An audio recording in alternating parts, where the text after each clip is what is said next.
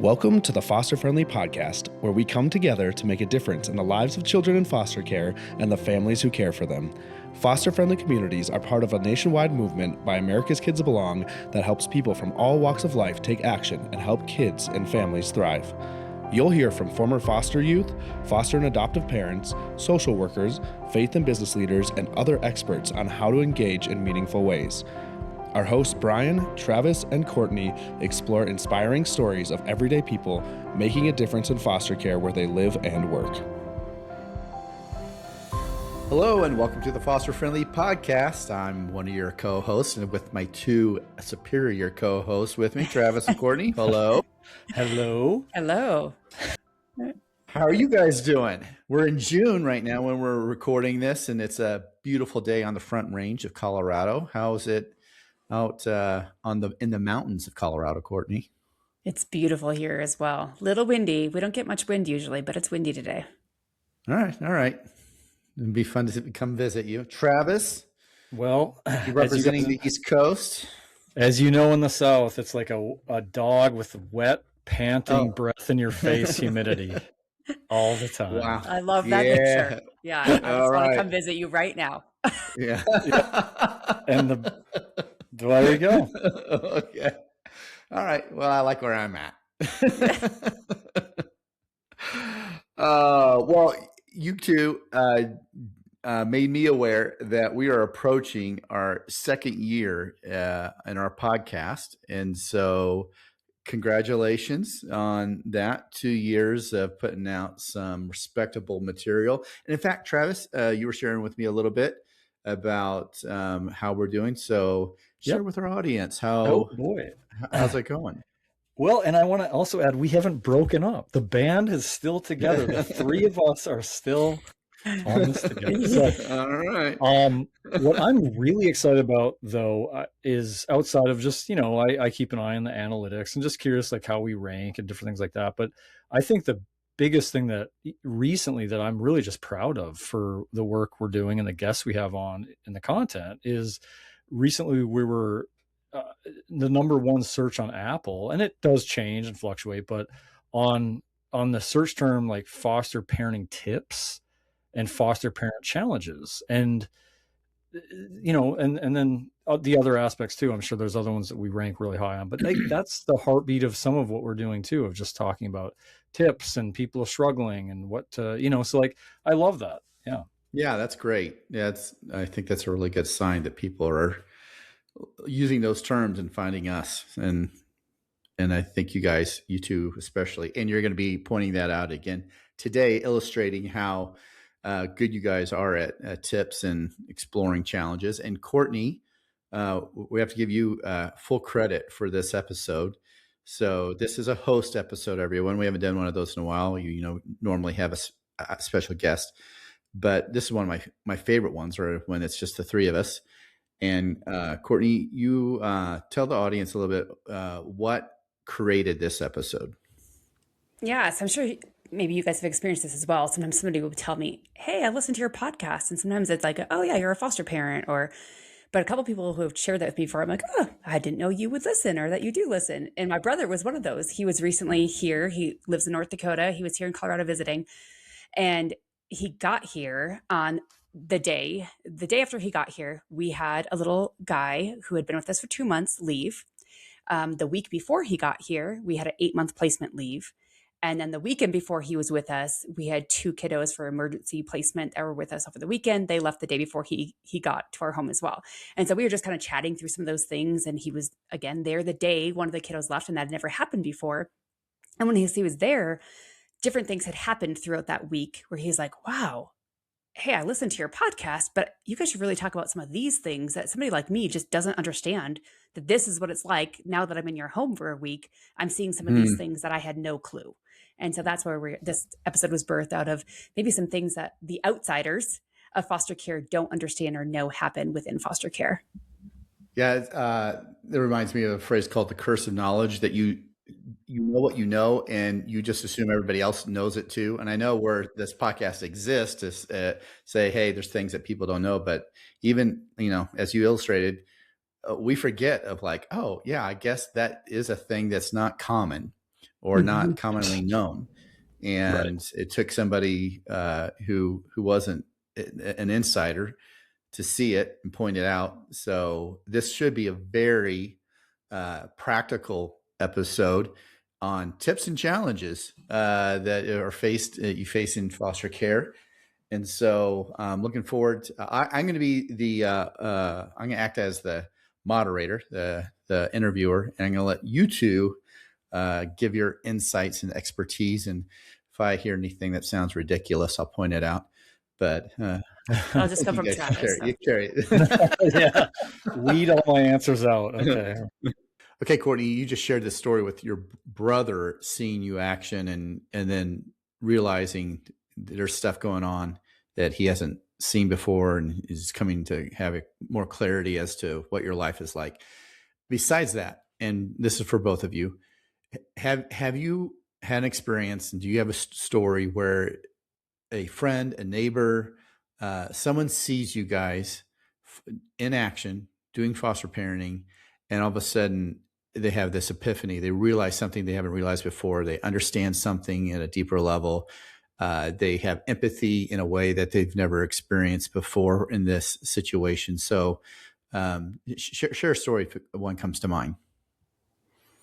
I will just go first because mine is just more of a general type of observation with friends and family. So, and we're further back in the time that we were fostering, but I guess for me, just kind of, and we'll unpack more of this in this episode, but just some of the myths again surrounding foster care, what leads into foster care, why are these kids in care, all that kind of stuff. I feel like for us, it was just doing normal things out in the community that were really fun or whatever. And maybe it involved my family, my extended family, and just seeing like, these are kids just like your kids. And they are just going through some hard life experiences that might temporarily sideline them from not being in their own families, but things about thinking like, are these kids is this because of juvenile delinquency or, some of the mythical things people think. I think just the display of, no, these are amazing kids that we get the pleasure and honor to hang out with for a short time in their lives. And I think for them just to see that visually, not just to hear about it was huge. Yeah. And giving them a chance to be kids. Right. Yeah. That's so true. I've experienced that myself. Courtney, how about you? Yeah, I think I've shared this story before, but what our family hosts a church community group on Monday nights. And a couple of years ago, we were hosting community group, and all these people know that we are a foster family, right? And they've seen kids in our care. But during our community group, a kiddo got dropped off and placed into care. And so they all saw this interaction, caseworker calls as we're sitting there saying, hey, I'm going to be there in 15 minutes, shows up and there's a baby that they drop off and walk away pretty much. And everybody was just sitting there in our living room, watch this entire interaction. They're like, that's how this works. Like a kid just gets dropped off at your doorstep. It's like a stork. Yeah. And they were all, but I think it just really helped them. Like they knew this, but then it was just seeing it happen. They're like, to see it. It's like, can we help you with something? Like, what can we do for you? Can we bring you pizza tomorrow? Can we do this? Can we do that? And like it jumped them into action because they just had a experience to this thing that they'd heard of before. That's cool. Gosh, I wonder what the lesson there is because like I said, people, well, of course that's what happens. And but then how it hits them so differently and deeply, right? When they see it, I guess that's what that one of the things that we've always lamented is that foster care is so hidden. Everything that's done, and a lot of it is appropriate to be hidden because it's meant to protect the child, and but because it's hidden, unlike things like homelessness, it just doesn't hit people viscerally. And like it did, Courtney, with them seeing it happen. Oh, gosh. Okay, so we're going to go through questions, Courtney, that you thought of because of your brother being there and asking questions. And you talked to a story about receiving a placement. So there's different types of foster care placements. Tell us what the main four are. Yeah. So different types of placements, again, but four most common ones: emergency, short-term, long-term, and then a newer one, at least to us, is youth in conflict. So emergency would be, middle of the night type situation. Mom or dad got incarcerated, picked up, something like that. They call in the middle of the night. We need a placement for this one night or these 2 nights until we can figure out what's going on here. Those are pretty common and happen a lot. And most counties have what are called emergency homes or on-call homes that will take those placements in the middle of the night. Moving up to a little longer term is short term, meaning it could be for a week until grandparents can take custody of the kiddos, or mom or dad are getting the kids back, but it's just going to be a short term situation. We see the ending on the writing on the wall, but it's not quite there yet. And then, of course, there's long-term care, which is more of a foster placement where a kiddo, they don't know how long they're going to be in care, right? Reunification is going to be the goal, but the parents have some sort of treatment plan they need to work through before that can happen. Court is heavily involved, ongoing court, and it could be anywhere from a month to 6 months to a year to a couple of years type situation. And then, as I said, the last one, which is new to us in the last couple of years, is youth in conflict. And that is a placement where a kiddo is typically a teenager is placed in care because them and their parents or parent cannot get along. So there's something going on within the home. A lot of times mental health things on one end or the other. And either the youth is refusing to go home, or the parent is refusing to allow them to come home. And then courts and the system gets involved and they're placed into care because of what's called youth in conflict. Youth in conflict. Yeah, that's I've seen that try to be handled outside of foster care a lot of times. It's interesting now to see that foster care is stepping into that space, and I suppose it has in for a while. But like I said, the experiences I know about were all handled more privately. Interesting. Okay, so how does a placement come to be then? I mean, what's it look like behind the scenes? So the kind of looking at some of the data behind some of that, and what are the primary entry points into foster care for a child, ranked kind of in order, and I didn't grab all of them, but these would be the main category headings in order of commonality. The biggest is neglect. I mean, that is the biggest piece of pie in the slice there. And then we see substance abuse kind of follow that for the parents. Physical abuse is kind of the next category down. And then things start to like diminish down into like things like inadequate housing, parental incarceration, stuff like that. Keeping in mind, these are all like caregiving crisis things. So this would be that scenario.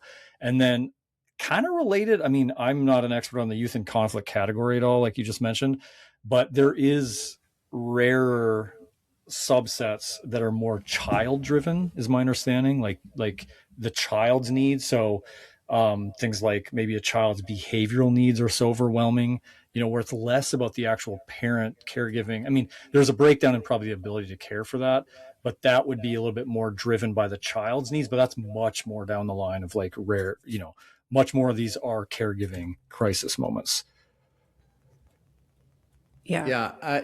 I would say too, I want to jump in there, and because of my own experience, and then also knowing lots and lots of foster parents and then caseworkers, it's interesting how those categories of neglect, addiction, abuse, how they're siloed when in real life they aren't. It's like, they're being placed and categorized as neglect. Well, it just so happens the parent is also a deeply addicted. Right. But that's a good point. They're co-occurring, many of them. Yeah. And I would say that's the fundamental reason. If addiction weren't a thing, then abuse and neglect would plummet. It's a good clarifier. Okay, Courtney. So what's the intake process look like besides having a stork come by and drop off a baby? Yeah. So I kind of feel it's like a funnel. It really is a funnel. So you think about that hotline, right? Okay. People call into a hotline and they say, I noticed this, or I saw a 2-year-old out in the street by themselves, or whatever it might be, right? Somebody calls into a hotline, or somebody's, again, pulled over, or police get involved in somehow. And then what happens from, let's just use the hotline example. Somebody calls in the hotline, the caseworkers, sometimes police officers, are assigned to that case to go and check on the situation. And they'll go, the intake workers or police officers will go check on the situation, and they'll determine, yeah, there were 2-year-old was out right there, or was outside by themselves, but really the mom was right there. You just didn't see them. Or, yeah, this 2-year-old, we can't find mom and we need to do something about this. And so they will determine the severity, if there is neglect or something going on. And then if they do think that something is going on, then the intake workers will take it to that next. They'll evaluate that deeper to say, does this situation warrant a kiddo being removed from home? Or do we need to support this family or figure out how we can give them some supports so this isn't happening? Right. So it's kind of like this funnel that works its way down. It's not like kids are immediately placed into foster care. Again, unless it's an emergency thing in the middle of the night or something like that. But so then they'll go through that intake process. And if it is warranted, yes, there's something going on, abuse or neglect happening that needs help outside of the home. They will first look at family members to see if there's anybody within the family. Maybe it's dad or mom that they weren't living with, or a grandparent, and they'll try to find somebody that they can just easily move them into kinship type situation. If that's not the case, then that's when they will put them into a foster home. Usually at the beginning, it's that first 72 hours where we're told as foster parents, this might be just 72 hours, right? We don't really know the situation quite yet. Then they'll have that initial hearing where a judge will see what's going on and say, yes, this kiddo needs to be placed into foster care at an ongoing basis for right now. And then that whole system kind of begins. So there's quite a bit that happens behind the scenes in those first days and even weeks before a true long-term situation would come to place. Okay, so what does actually getting the call? What does that look like? And then how long after getting a call is a child in your home? Again, it totally depends. We've had calls where we are on call oftentimes. So we're on call certain days of the month, and we know that. That means that we're on call 24 hours of the day. They will call us and let us know a kiddo's coming. Sometimes we get a heads up. Like, again, it is often around incarceration or some sort of police involvement. So they'll say, hey, there's a mother in custody of a 10-year-old. We don't know where this is going to go by the end of the day. And so we might get that day's heads up. This might be coming in the middle of the night or by the end of the day. Or, no, mom is in custody, just got placed in custody. It's 1:00 in the morning. We need a place for kiddo to go right now. We're on our way to your home. We'll be there in 15 minutes. So it very much depends on the situation. Again, if you're an on-call family, or if it's a long-term thing, then you'll have more of a heads up. As an on-call family, we really can't say no. We are paid a very small stipend to have a bed open 24 hours for those emergency situations. Again, very different than getting a phone call saying, hey, are you interested in being a long-term home for this kiddo who is in care? They're this age. This is kind of what we know about them. This is the situation. Different counties share different things. Our county shares quite a bit. I've heard of some counties that don't share much background knowledge with people too. So that's interesting just to know that it's not the same where you live, depending on where you live. And then in a case like that, sometimes they're coming from a different foster home where it might be a week down the road. It might be a month down the road. It might be the next day. So very much a lot of different things. So you mentioned, that as an on-call family, it's like, okay, so is there categories where as a foster family, you can say, we want to be just emergency placement, or we want to be just short-term, or we just want to be long-term, or we want to just handle youth in conflict, or is it like, no, it's not really broken up that way? It's definitely that way. Again, using our county, for example, they have one family on call at all times. So it's not always our family. Like I said, we give them kind of a schedule of what works for us that month. So there is a family that's on call at all times. Not all counties do it that way, but most counties are kind of moving to that model of always having somebody on call. And then most foster families are either in that short-term or long-term care category where, some families say we will be that very immediate short-term, up to a month. They just asked us this last week. Well, what do you mean when you say short term? Because what I mean might not mean what you mean when you say short term. Right. We just told them, like, for So right now, find your we need to terms. be a Yeah. short term family, and they're like, well, what does that mean to you? You know, and That's then long funny, term again yeah. are those families that are willing to say, we're in this for as long as it needs to be. House it takes. Mhm. Yep. Yeah. So when you get the call, and outside of that emergency placement where you, like you said, you're pretty much obligated. That's not the case when you're like a foster parent who's in it for a short term or a long term commitment. So Travis, like, what should the foster parent who's on the other line of that phone call, what should they be considering when it comes to whether to accept that placement or not, to say yes or no to it? Yeah. It's a great question. I think that, even on the front end is, as we've talked about in other episodes, is with you and your spouse or, whatever, that you are really on the same page ahead of time. I mean, on what you are willing to do or go outside of kind of the box that you guys kind of set up. But I mean, I think the general things that come to mind, and it sounds like Courtney kind of gave us some good information on that, the long-term versus short-term, like that's not fully always known right out of the gate. Like so that may be in limbo for a bit, and then maybe that clears up more.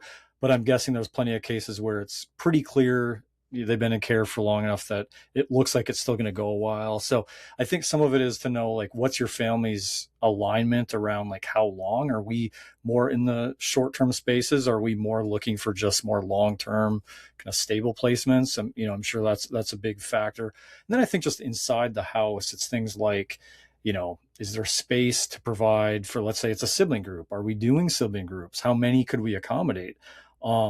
I know of some people that their only thing was respite emergency care for sibling groups. And I'm like, whoa, that's cool. That is, because that's buying the system time to keep these guys together, maybe not long term, but until they can come up with maybe a stable plan for a long-term place where they could stay together, but talk about, like, a huge one right there. Just other things like, what are their ages coming in? Are we going to, we think about adoption with disrupting birth order, but some foster families think about that too, like, rightly, of safety reasons or whatever. Like, are we going to have an older kid who's come from foster care be in the house and older than our bio kids, things like that. And then just kind of the need stuff. And, do I know some heavy behavioral medical needs that we can or can't handle? And Courtney, I'm leaving out probably some too. No, I think that's great. And just the fact that that can be changed. It doesn't have to be, this is what our family's going to look like forever in our fostering journey or for the next year. We talk to our caseworkers all the time, and we're constantly telling them, like I said, we just shifted to, for right now, for this summer, we're going to be short-term only. And this is why, and this is what that means to our family. And they're okay with that. They respect the fact that that's what we need to say is best for us right now. And so really evaluating that and being honest, because I know we've said it many times on the podcast, but the last thing I want is to have a kid placed in my care and then a weekend be like, well, sorry, you got to go somewhere else because we didn't really think about this ahead of time. Yeah. Good point. Another thing I think people need to know is that you do get to think through this beforehand and saying with your spouse, with your own kids, of like, we're gonna not accept any kids older than our youngest. We're only going to do boys because we're a boy family. You can think through all that. Now, that doesn't mean that you're never going to get a phone call where they don't they don't go outside that they color outside the lines. Twist that off. And that's a tough place to be in, because you've gone into this trying to be thoughtful, appropriate boundaries. And then they give you something that it's like, that is outside our boundary. It's a stretch, but it doesn't seem to really violate anything that's a core value. It still feels safe. And so just letting you know that could happen, that you've got your parameters set, and then you get a phone call that goes beyond that. And I know lots of families who've said yes to something beyond what they thought they would say yes to. And And of course, the stories are varied. You know, some of those have turned out wonderful, and others where they're like, we should have stuck to our guns. So Yeah. good luck figuring it out. Yeah. So pray for discernment. I was going to ask real quick on that. Courtney, in your experience, do you feel like when it's maybe the same caseworker and you've really established like, hey, this is a pretty hard boundary, or and that's often honored, or do you feel like that really even when it's been like firmly put out there, like in your experience, a lot of times it's still like, well, I know you said that, but Yeah. We do still get the calls, even when we've made those boundaries. But I do think we are very fortunate. We live in a small county, and our case, they know our family really well. We know them really well. We have a very open, continuing conversation type relationship with them. So that did look different when we lived in a bigger county and didn't have as close of a relationship with the caseworkers. You know, the caseworker now will call me and say, I know you've said this, and I know this, and she knows all of our kids. She knows all of the ins and outs. But would you consider this? And this is why I'm calling you. It's not just we're in a desperate situation. You know, sometimes it's I actually really feel like your son Owen would do really well in this with this kid, and this is why. And sometimes that is a yes, you know, and sometimes but it's always going back to, for us, it's our kids. That's who we have to listen to most in this period of life, because we've been fostering for so long and they've grown up with it. They're exhausted. Sometimes my husband and I feel like, oh yeah, we can keep going with this, but we really need to hear our kids and put their needs, our forever kids, their needs above somebody else's needs right now in this season. And that doesn't mean that we're saying these kids aren't worth it. We're just saying they're going to be better off in a different home right now because of our family's needs. Yeah. Good line. Yeah. Okay. So you let's now imagine you said yes, and now the kids have entered into your home. It's just not like, well, everything's back to normal. There's paperwork and there's appointments, and unpack that. Like what's that like when the kid is in your home? Now what happens? Yeah, a lot. And this is the one thing, you know, again, if outsiders are listening to this, that I hope you take away in understanding the people that you know who do foster, how much time it does take.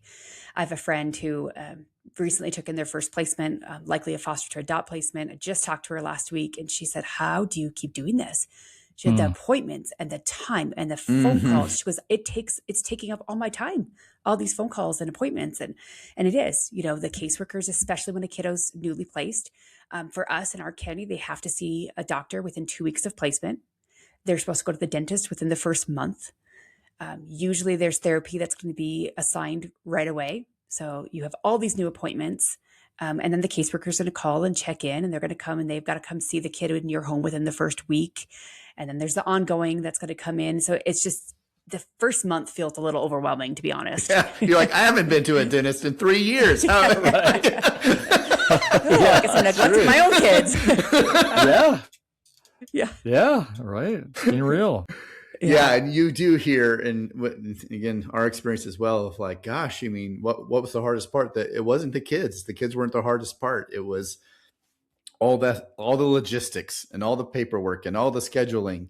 It was it's not easy, and that's part of what you're saying yes to, and it's part of making sure that child in your care is receiving the care that they probably haven't received their whole life.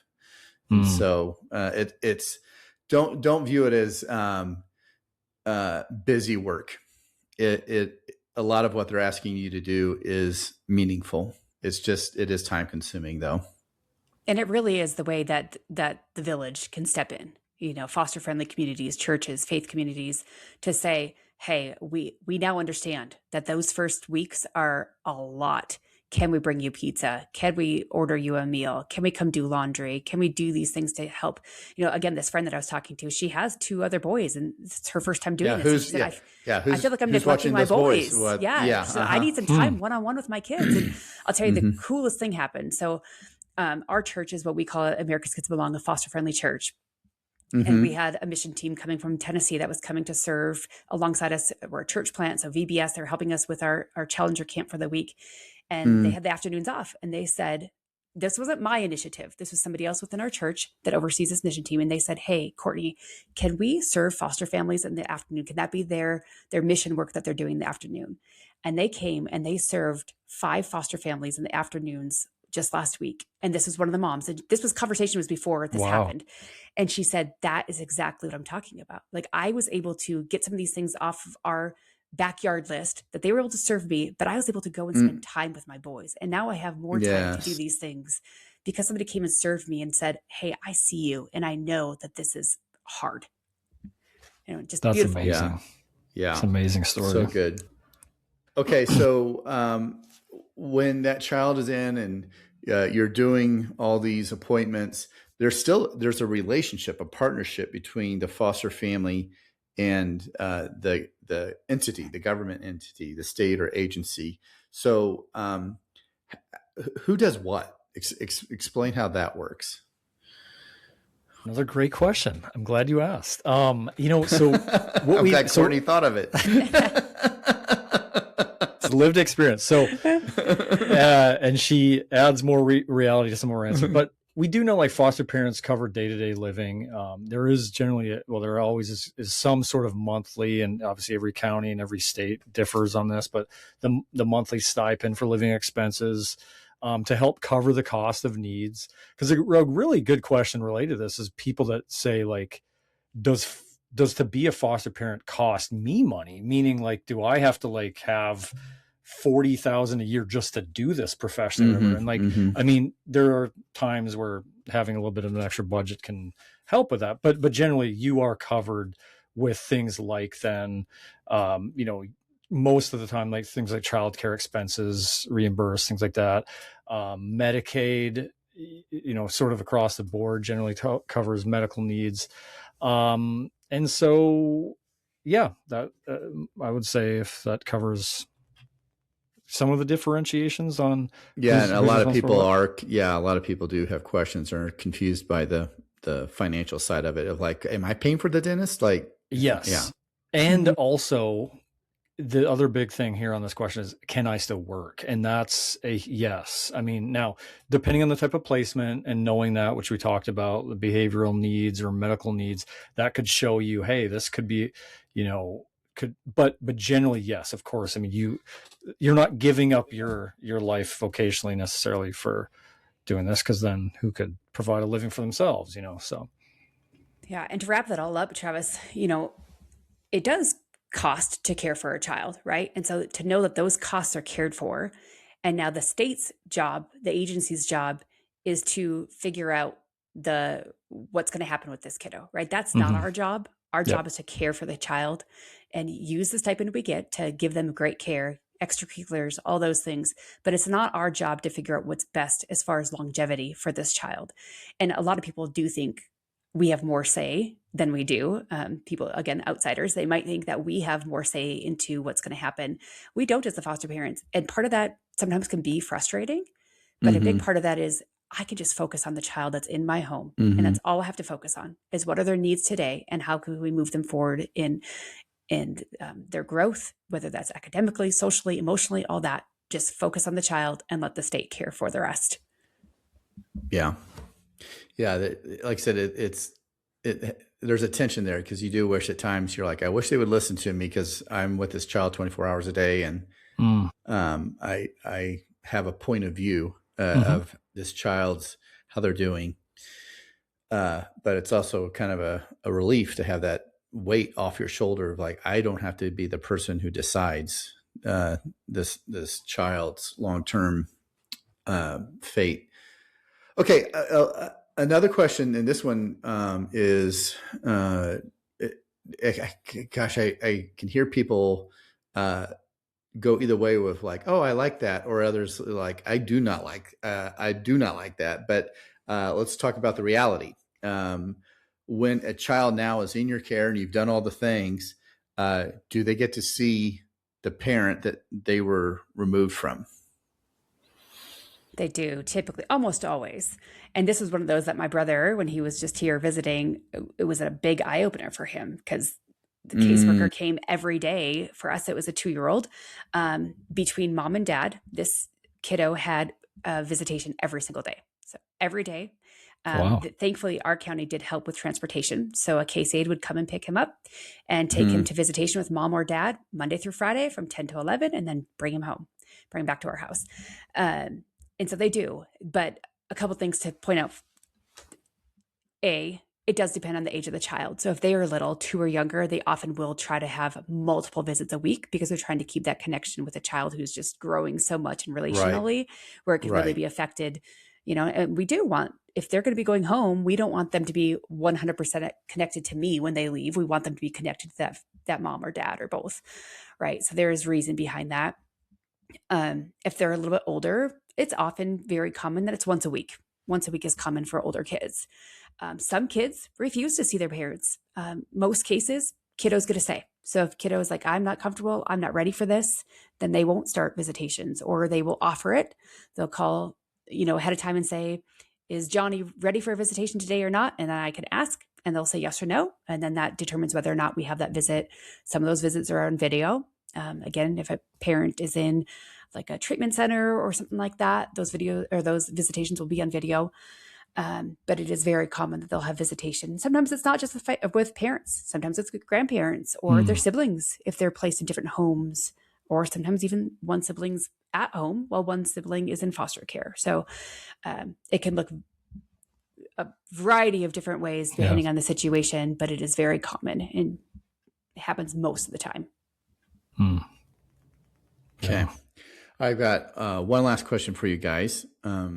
What do you wish people would quit saying to foster and adoptive families? I'll go first so Travis doesn't take my answer. Ahead. Okay, you go first. There we go. As a foster family, I really wish people would stop telling us how awesome we are. And I say that twofold. There's no way we could do this without Jesus, without the people who support our family. So it's not us. It's us saying yes, which does take strength. It does take being interruptible. It does take being willing. But other than that, we are just a normal family. And when people say that to us over and over and over and over again, it makes us feel like we have to put on this front that we have it all together. It makes us feel like we can't ask for help because we're supposed to just be awesome. And so I think the more people recognize that we're just an ordinary family who need support, who need help, who don't have everything put together, the more it'll help us to feel supported and loved and seen.